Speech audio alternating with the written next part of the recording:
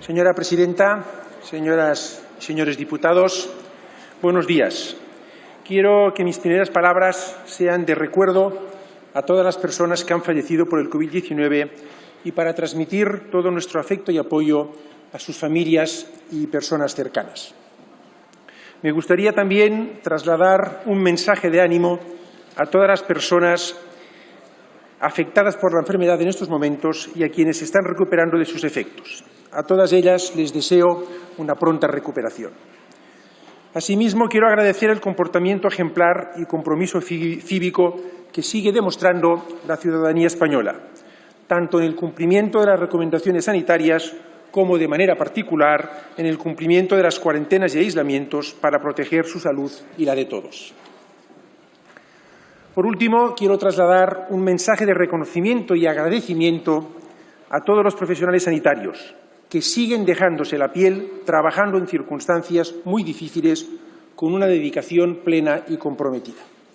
Un reconocimiento que hago extensivo a todas las personas que desde sus distintas actividades y responsabilidades han trabajado y trabajan para afrontar esta pandemia.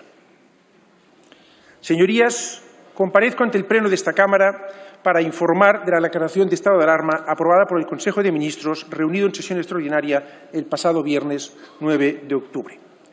Un estado de alarma que afecta a 9 municipios de la Comunidad Autónoma de Madrid por un periodo de 15 días, limitando la movilidad en dichos territorios y dando cobertura jurídica a la acción coordinada en salud pública que adoptó el Consejo Interterritorial del Sistema Nacional de Salud el día 30 de septiembre y que no fue ratificada en parte por el Tribunal Superior de Justicia de Madrid por razones de índole formal.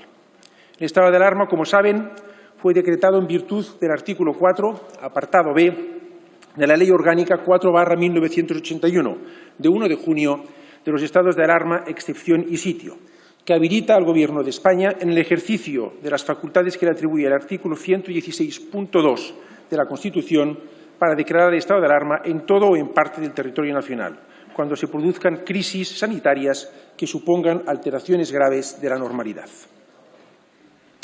Señorías, el pasado 21 de junio terminó el estado de alarma iniciado en el mes de marzo y prorrogado sucesivas veces por esta Cámara. No es, por tanto, la primera vez que una medida de este calado es tratada en sede parlamentaria. Aquel día 21 de junio, la incidencia acumulada en nuestro país era de 8,51 casos por 100.000 habitantes.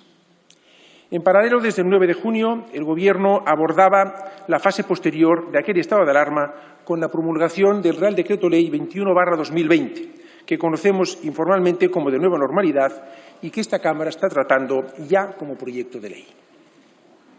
El 16 de julio, el Consejo Interterritorial del Sistema Nacional de Salud aprobó el Plan de Respuesta Temprana en un escenario de control por la pandemia por COVID-19. Como saben, en esta nueva etapa, el Ministerio de Sanidad tiene un papel relevante en el ámbito de la coordinación, pero son las comunidades autónomas las competentes en adoptar las medidas de contención y control. El contexto epidemiológico nos dice que en los distintos territorios conviven escenarios de transmisión diferentes que pueden requerir diferentes medidas.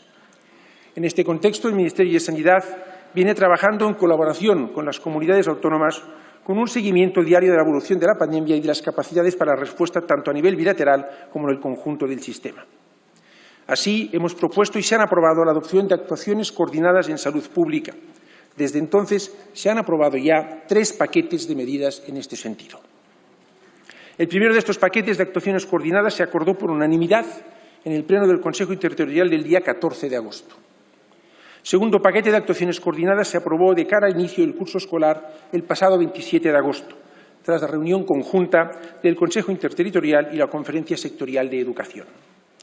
El tercer paquete de actuaciones coordinadas entre el Ministerio de Sanidad y las comunidades autónomas se acordó el pasado 9 de septiembre, en relación a 4 áreas: vacunación COVID, cribados, coordinación con las entidades locales y la puesta en marcha de nuevas rondas del Estudio Nacional de Seroprevalencia.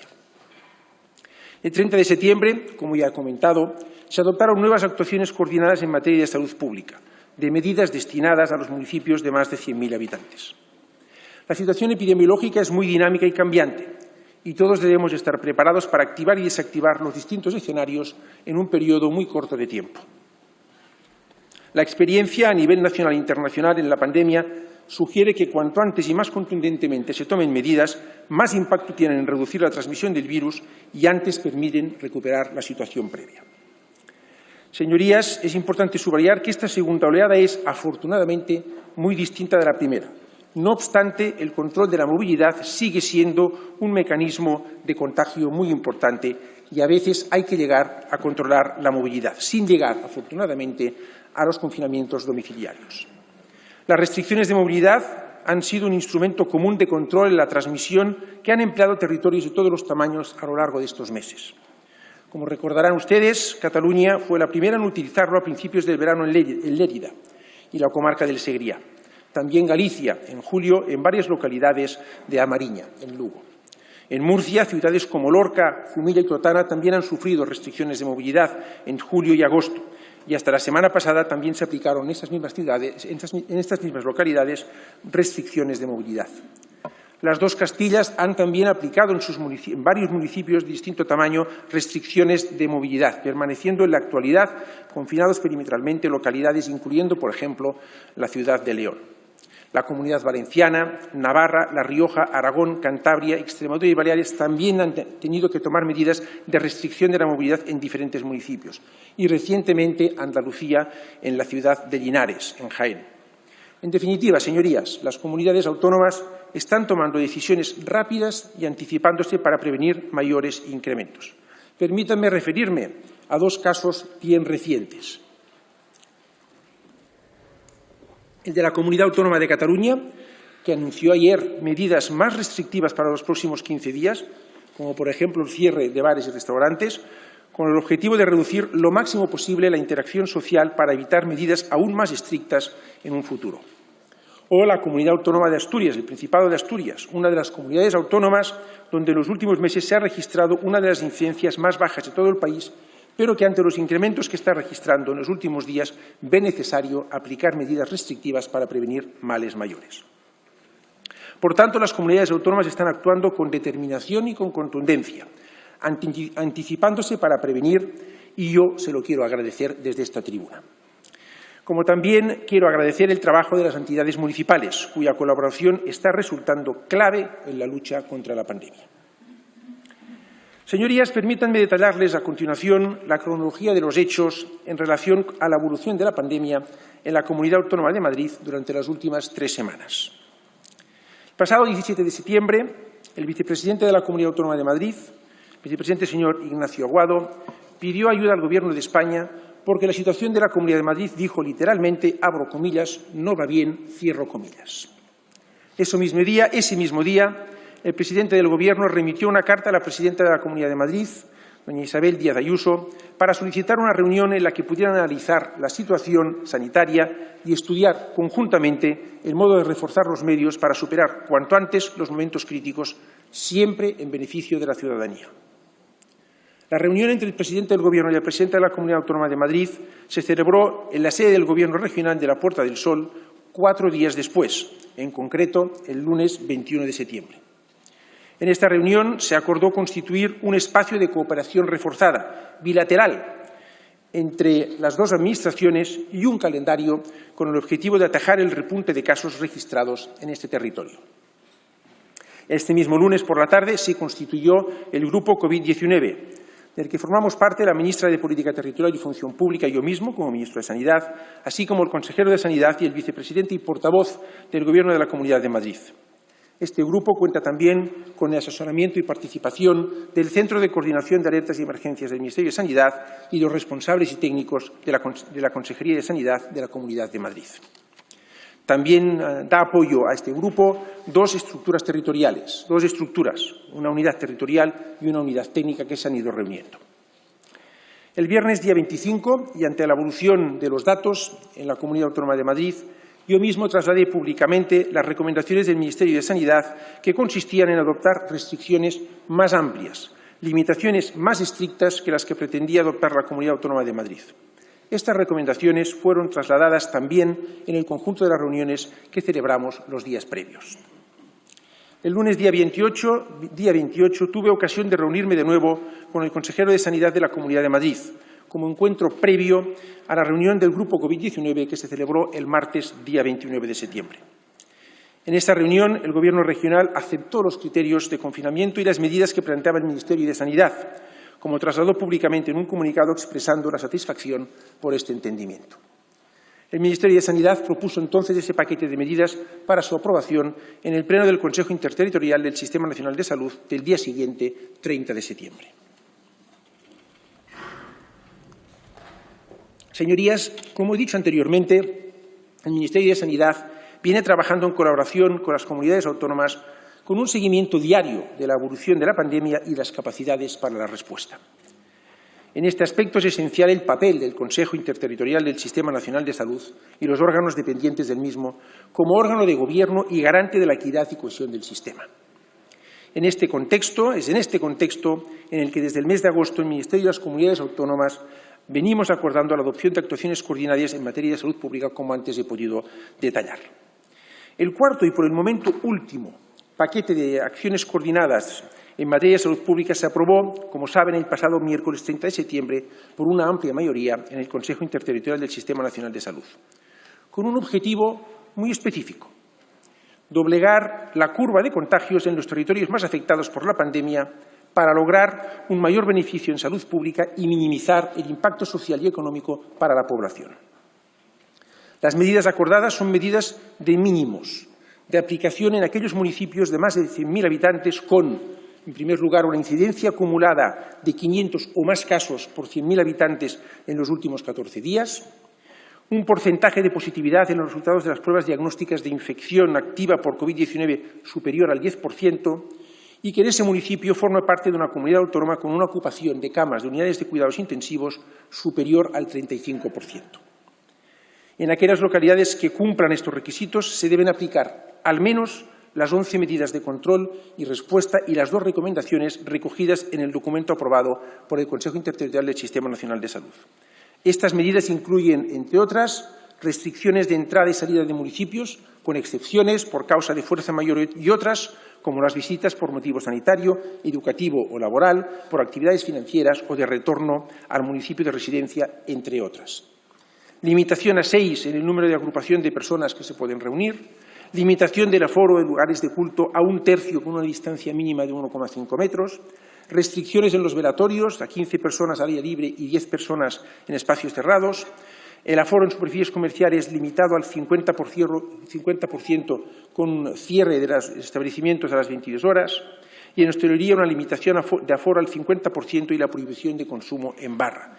La capacidad de las mesas no puede superar las 6 personas, los clientes no pueden ser admitidos más tarde de las 22 horas y la hora de cierre no puede superar las 23 horas. Y limitaciones de aforo en instalaciones deportivas. Además, las comunidades autónomas con municipios en los que se den los indicadores acordados deberán reforzar sus capacidades para la detección precoz y el control de la enfermedad, así como en el ámbito de la atención primaria, de acuerdo a lo establecido en el Plan de Respuesta Temprana en un escenario de control de la pandemia por COVID-19.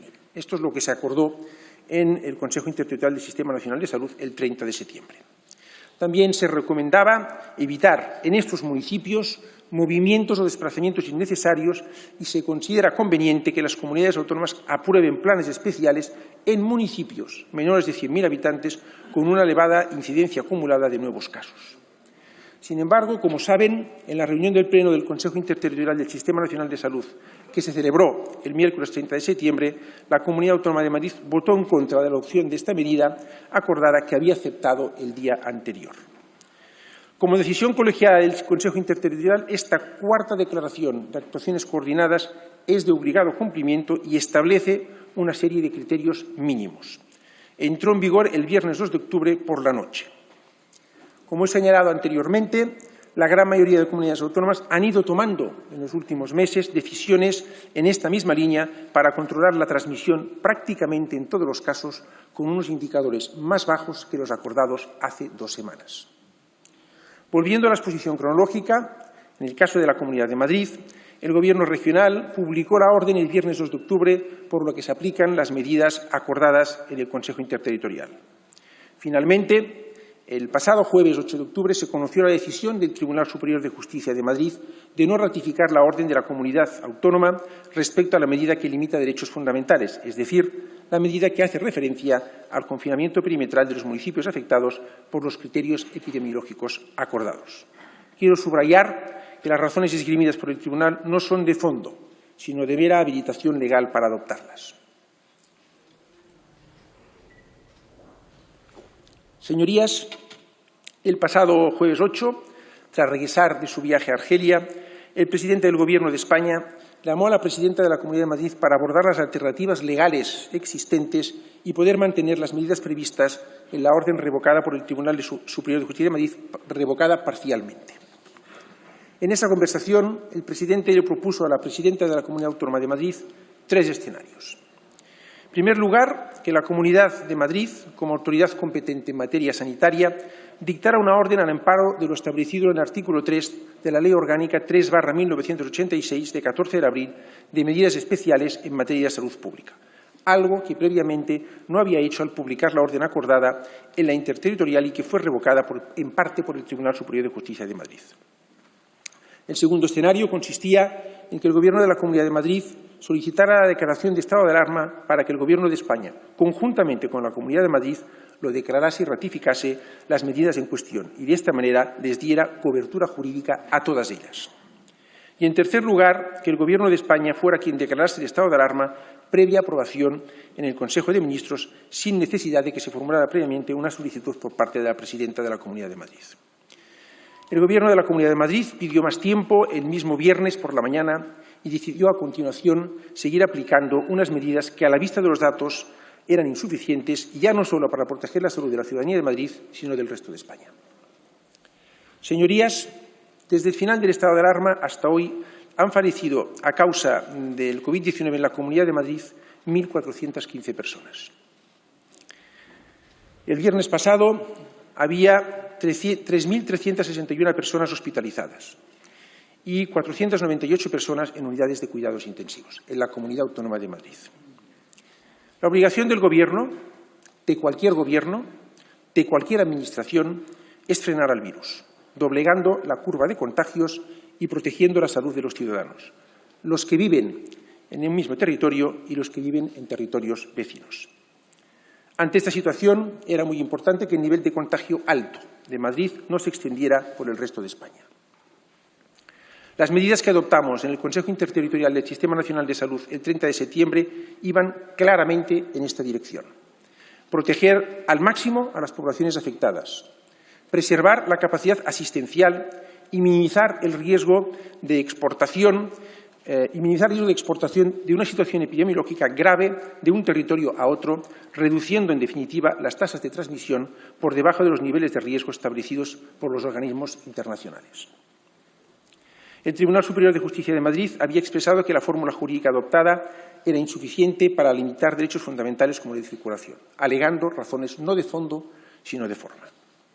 Por tanto, ante la evolución de los datos epidemiológicos y teniendo en cuenta que la Comunidad de Madrid era la única comunidad con municipios afectados por la declaración de actuaciones coordinadas del 30 de septiembre, que no había visto ratificada judicialmente la medida referida a la restricción de movimientos, el Gobierno tomó la decisión de adoptar el estado de alarma en esta comunidad autónoma, para dar cobertura jurídica a las decisiones adoptadas en el seno del Consejo Interterritorial del Sistema Nacional de Salud.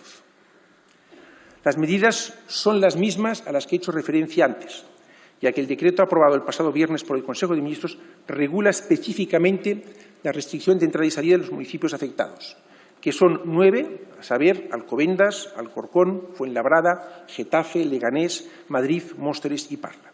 Todos ellos cumplían en el momento de la aprobación en el Consejo de Ministros los 3 requisitos anteriormente señalados.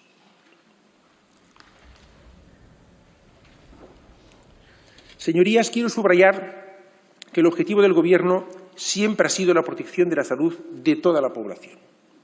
La protección de la salud también era nuestra prioridad el pasado viernes 9 de octubre, en el inicio de un puente, y el objetivo urgente era dar cobertura jurídica a las medidas adoptadas y evitar la difusión sin control del virus.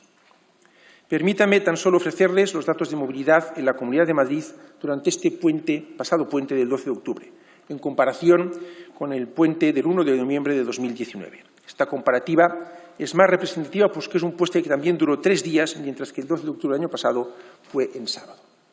Los datos comparados, por tanto, con los del año pasado, nos dicen que, de acuerdo con la Dirección General de Tráfico, se ha producido un descenso en el número de movimientos de salida de vehículos en Madrid de un 46%. En el transporte ferroviario, los datos registran un descenso en el número de viajeros de un 79%. Y en transporte aéreo, los datos que nos facilita AENA evidencian un descenso del 84% en el número de pasajeros de salida y entrada en el aeropuerto Adolfo Suárez Madrid-Barajas. La situación, señorías, es preocupante y muy inestable, muy frágil, y no podemos bajar la guardia porque si hay algo que nos ha enseñado este virus es la enorme capacidad para propagarse y extenderse entre la población. Insisto, la situación es preocupante, muy preocupante.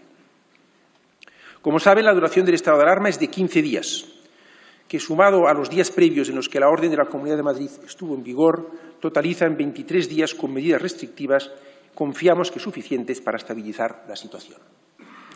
Es necesario vigilar cómo evoluciona la pandemia en estos municipios y trabajar duramente para doblegar la curva. Señorías, el objetivo del Gobierno es, ante todo, salir de la situación de emergencia, no solo del estado de alarma.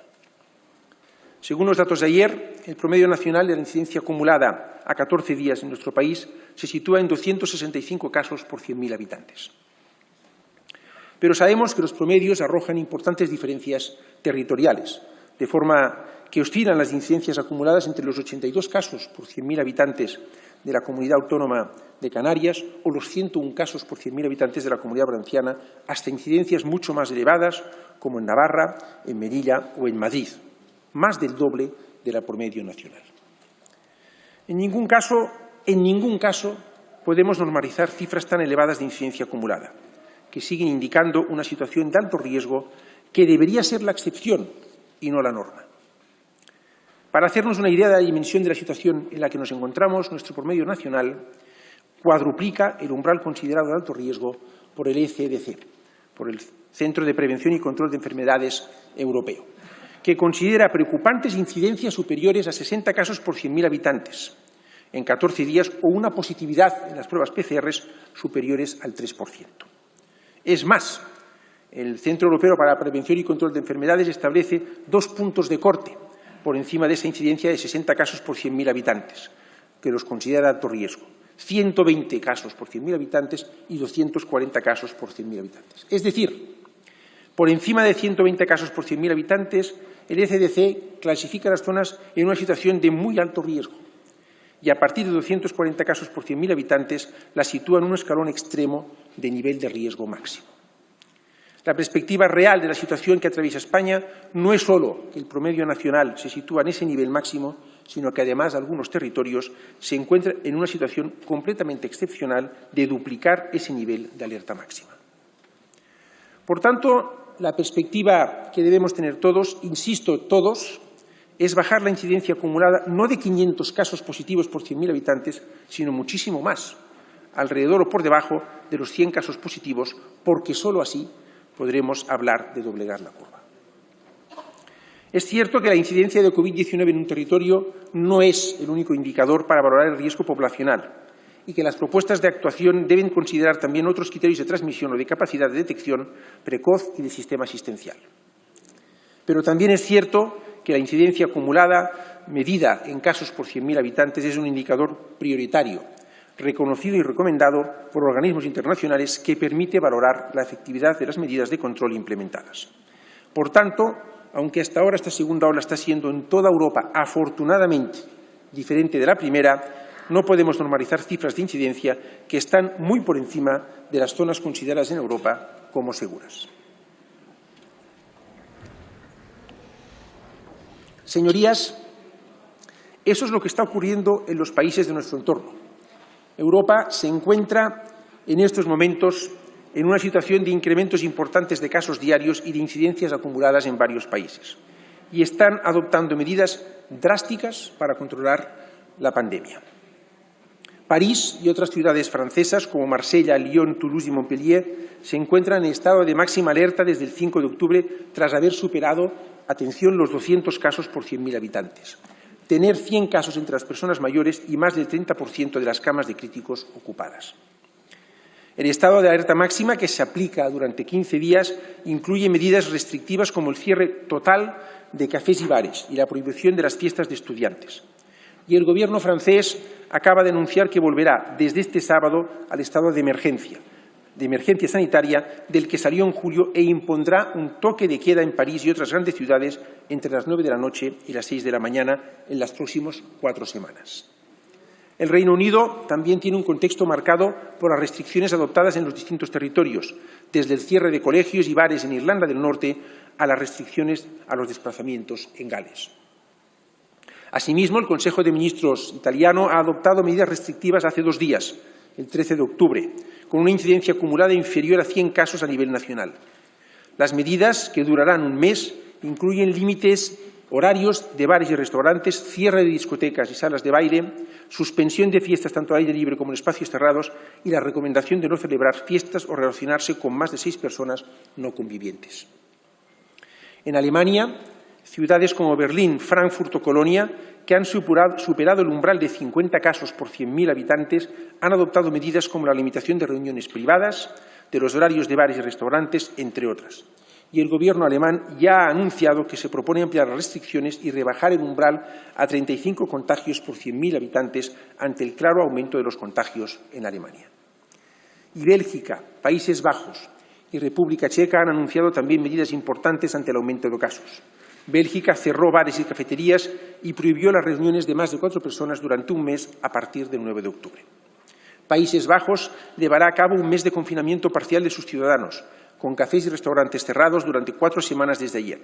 Y en la República Checa han anunciado también cierres de los colegios, los bares y los restaurantes durante varias semanas. Finalmente, Portugal, que hasta ese momento tenía una situación favorable, ha declarado también ayer el estado de calamidad, aplicando medidas y nuevas restricciones ante el aumento de casos registrados en los últimos días. Señorías, las medidas de prevención y control en el ámbito comunitario son solo una parte de la gestión de la pandemia. Como recoge el plan de respuesta temprana que he mencionado anteriormente, gestionar incluye varios aspectos esenciales que me gustaría volver a recordar porque siguen siendo muy vigentes en esta segunda ola. En primer lugar, el plan destaca acciones para garantizar un adecuado funcionamiento de los servicios de salud pública dedicados a la respuesta del COVID-19, que asegure la aplicación de los protocolos de vigilancia. Ello requiere, sin duda, asegurar la capacidad suficiente de recursos humanos dedicados al ámbito de salud pública. Para reforzar este punto, el Gobierno ha apoyado la gestión de las comunidades autónomas con 2.000 rastreadores militares y una herramienta digital de apoyo a la identificación y aislamiento de contactos, la aplicación Radar COVID-19. En segundo lugar, el plan recoge otro aspecto esencial de gestión, que es garantizar el funcionamiento adecuado de los sistemas de vigilancia y alerta precoz y respuesta rápida. Sabemos que en las zonas de mayor incidencia es más complicado mantener los sistemas de vigilancia en tiempo y forma, pero es crucial no escatimar esfuerzos para evitar retrasos en la notificación que nos permitan valorar la situación en tiempo real. En tercer lugar, el plan de respuesta temprana también recoge una serie de medidas concretas de los planes de contingencia para atención primaria y hospitalaria, incluyendo la capacidad suficiente de recursos humanos para dar respuesta a la actividad extra asociada a un incremento de transmisión por COVID-19. Tenemos que tener presente que una sola patología, como es la producida por el COVID-19, está ocupando casi el 10% de los recursos de camas hospitalarias y casi un 20% de los recursos de UCIs en promedio nacional, con algunos territorios duplicando estas ocupaciones. En cuarto lugar, el plan de respuesta recoge otro elemento esencial para la gestión eficaz de la pandemia, que me gustaría destacar en esta segunda ola, que es disponer de lugares habilitados para el aislamiento de los casos y la cuarentena, que garanticen que estas medidas se implementan de forma eficiente en aquellas situaciones en las que se puede llevar a cabo en las que no se puede llevar a cabo de forma adecuada en los domicilios o lugares de residencia. Son documentos, el plan de respuesta vivos, que vamos actualizando y, en este sentido, desde el ámbito de la Comisión de Salud Pública se está trabajando en guías que concreten su aplicación de acuerdo a la nueva realidad epidemiológica. Señorías, Lo he dicho en numerosas ocasiones y no me cansaré de repetirlo. La salud pública es lo único que nos importa, como la inmensa mayoría de ciudadanos. Por eso hay que actuar en clave sanitaria, actuar antes, de forma preventiva y de manera contundente, al igual que hacen los países de nuestro entorno. Estamos ante un problema de salud pública y debemos continuar adoptando aquellas medidas que sean necesarias para evitar contagios y reducir la transmisión, y con ello salvar vidas. Medidas para proteger la salud y la seguridad de los ciudadanos y para seguir reforzando el Sistema Nacional de Salud. Medidas, en definitiva, para controlar la pandemia y volver a doblegar la curva. Y después, mantenerla baja. Volver a doblegar la curva del virus es, señorías, nuestro primer objetivo. Y estoy seguro que todos los aquí presentes, todos los grupos políticos, lo compartimos. Debemos hacer frente al virus con responsabilidad individual y colectiva, con contundencia y con toda la fuerza y los recursos de nuestro sistema público de salud. Tenemos que mantener el esfuerzo que estamos haciendo como sociedad, porque aún queda un tiempo largo de convivencia con el virus.